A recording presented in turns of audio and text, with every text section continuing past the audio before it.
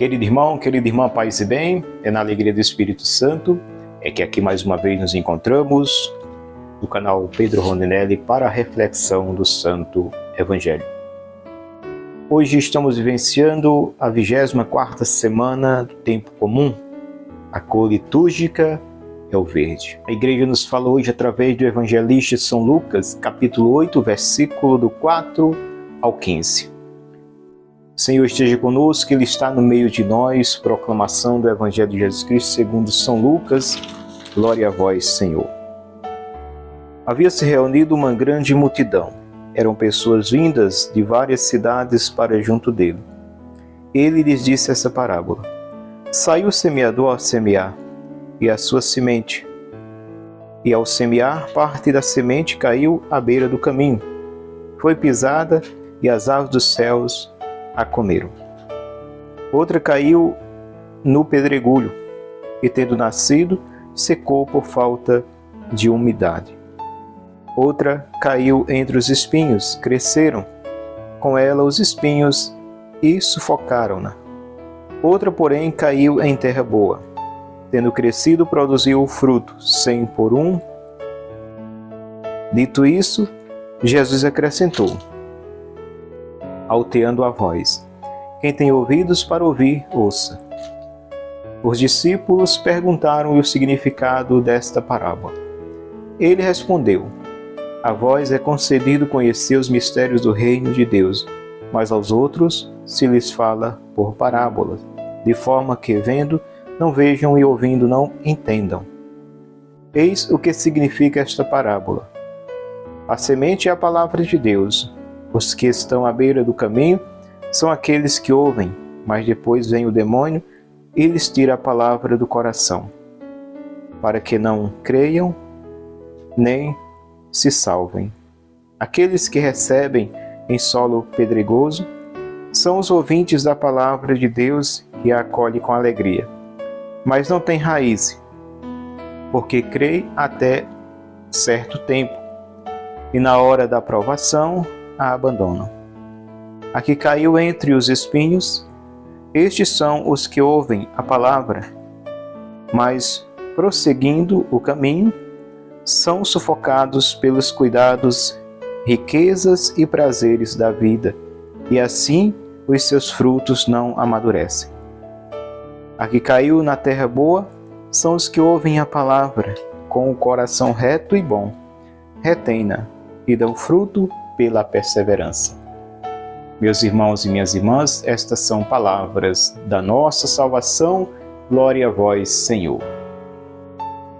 Querida Igreja de Cristo, povo amado de Deus, a palavra de hoje vem nos falar, através do evangelista São Lucas, da semente que é a própria palavra, como São Lucas vem dizer, desse semeador que sai a semear a palavra de Deus. Nós sabemos que o Verbo, ele se fez carne e habitou entre nós. Quem era o Verbo? Cristo, Verbo de Deus. A voz de Deus se faz agora carne através do Filho, que veio como o arauto, o Evangelho vivo no meio do povo. Mas Jesus deixa, através de seus ensinamentos, a igreja, na pessoa dos apóstolos e seus sucessores.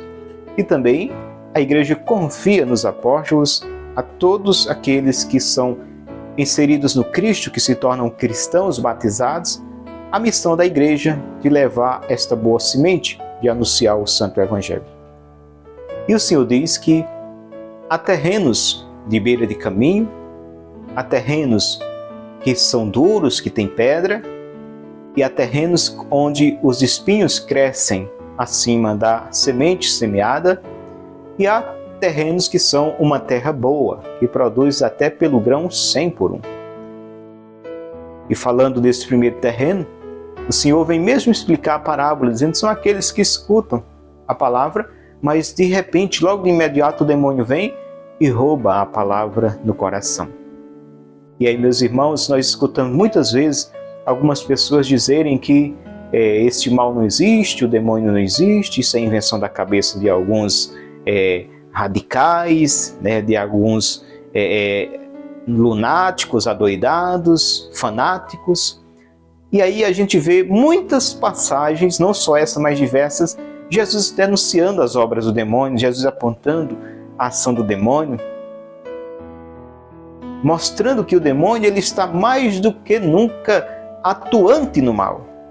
Ele não dormiu, ele não cochila e ele não descansa.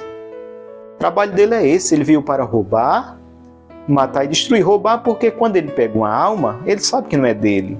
Ele sabe que Cristo já pagou o preço, mas ele rouba. Quando ele rouba, ele quer matar e ele quer levar à destruição eterna. Então essa é a missão do demônio. Então por isso que ele está sempre ali, à espreita, né, como um cachorro sonso, aquele que não late, aquele que vem por trás para dar o bote, para morder. Essa é a ação do maligno. Então esta palavra semeada, ela pode ser roubada de várias formas. Você escuta a palavra de Deus, mas vem as coisas dessa vida presente ou agentes do maligno, do inimigo, para roubar a palavra. Às vezes você se compromete, eu vou participar agora daquele grupo de oração, foi tão bom. E aí você está até atuante no grupo de oração, a palavra está sendo lançada no teu coração, mas aí vem um maligno e quer roubar essa palavra. De diversas formas, através dos filhos desse mundo, que querem te chamar novamente para uma vida mundana, devassa, que querem te levar novamente a experiências negativas das coisas que esse mundo apresenta, ou até mesmo os falsos cristãos, que se coloca como pedra de tropeço, que às vezes quer desencaminhar aqueles que estão entrando agora naquela caminhada mais aprofundada de experiência de Deus. Então devemos ficar atentos, porque se trata da salvação de nossa alma, não se trata de um prêmio qualquer, como o próprio Paulo diz que alguns atletas eles se submetem a rigorosas situações, abstinências, disso ou daquilo, jejuns, para conseguir uma coroa perecível.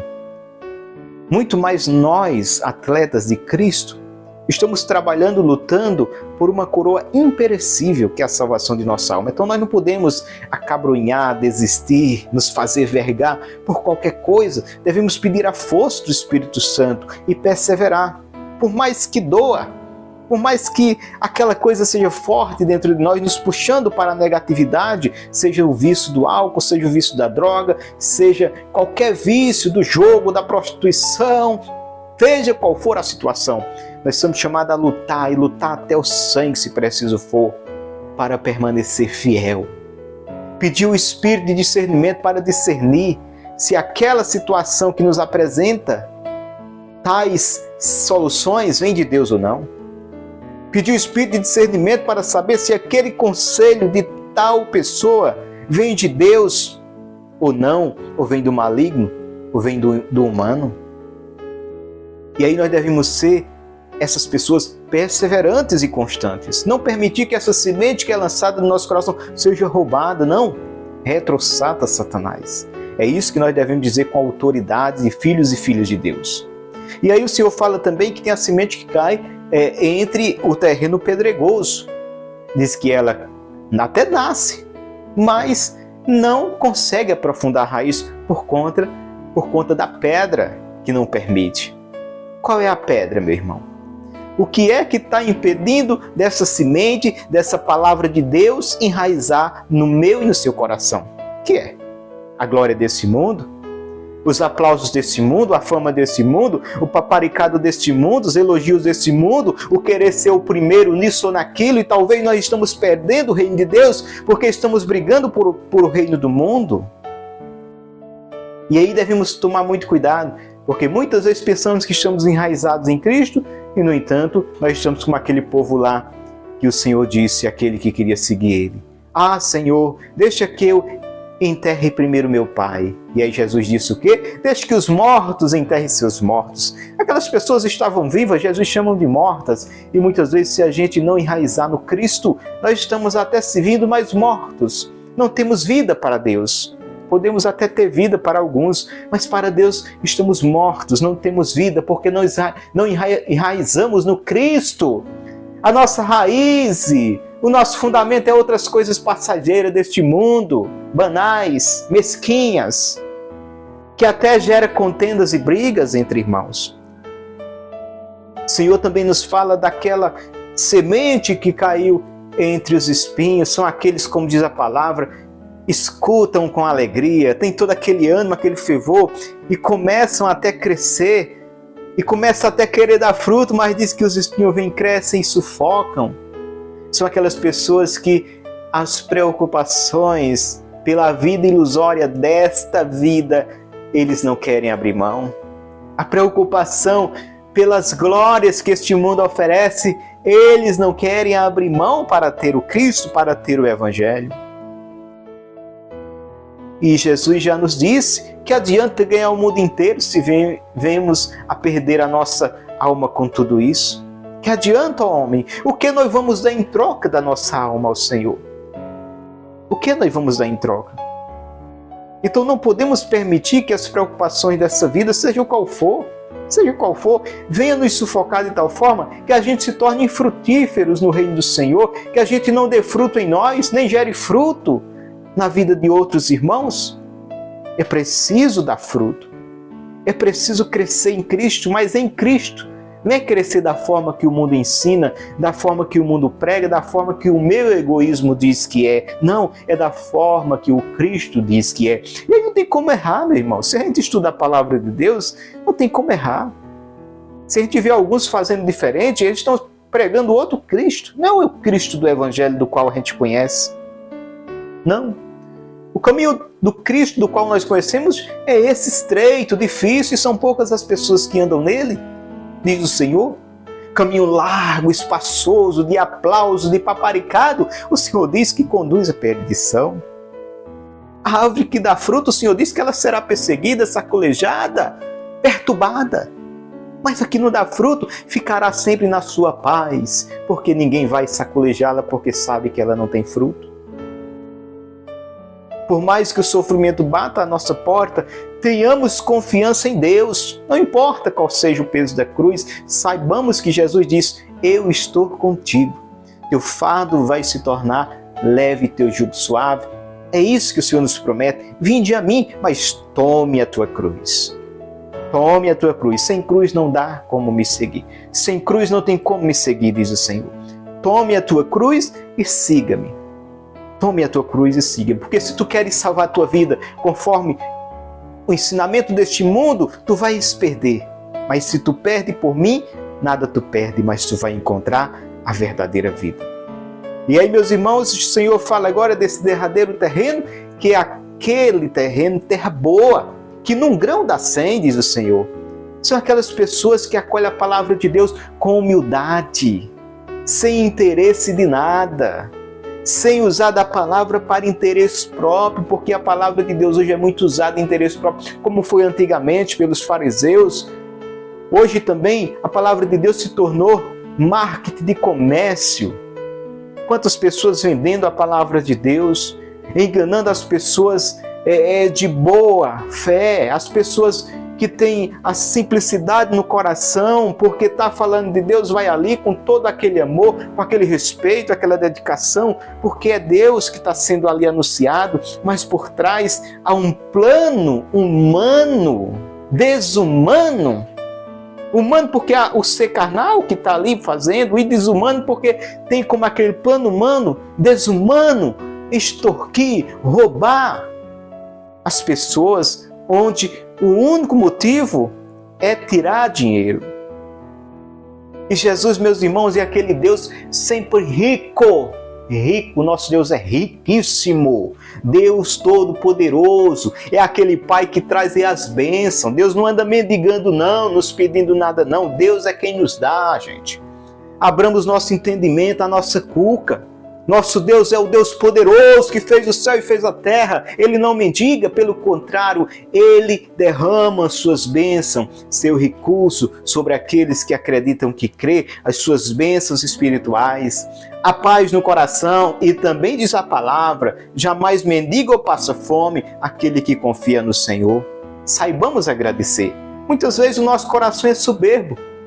Muitas vezes nós temos o pão de cada dia, não sabemos agradecer. Muitas vezes nós temos para agradecer, mas nós vamos reclamar daquilo que não tem e não agradece o que tem. Oh, que ingratidão! Nós devemos agradecer o que temos. O pão de cada dia, que o Senhor nos deu a graça de ser providenciado na nossa mesa. Louvado seja, Senhor, por este pão. Deus é bom. Até mesmo quando a gente for ali naquele momento íntimo do banheiro, você já agradeceu a Deus? Ó Senhor, te louvo e te bendigo por fazer minhas necessidades fisiológicas com a saúde do meu corpo, porque quantos, Senhor, não podem mais? Você já agradeceu por isso? Olha quanta coisa temos para agradecer, mas nós muitas vezes só sabemos reclamar.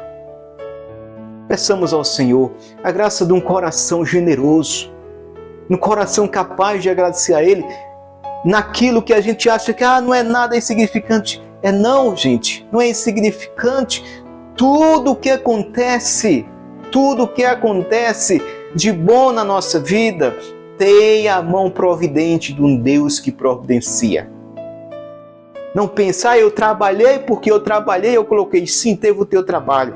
Mas se o Senhor não te abençoa, em vão o teu trabalho é. Se o Senhor não abençoa os que edificam a casa, em vão trabalham os que edificam. É a bênção de Deus que faz prosperar. Então nosso Deus é riquíssimo e tem graças e bênçãos para nos dar e nos abençoar. Basta a gente crer, mas que a motivação não seja bens materiais. Jamais.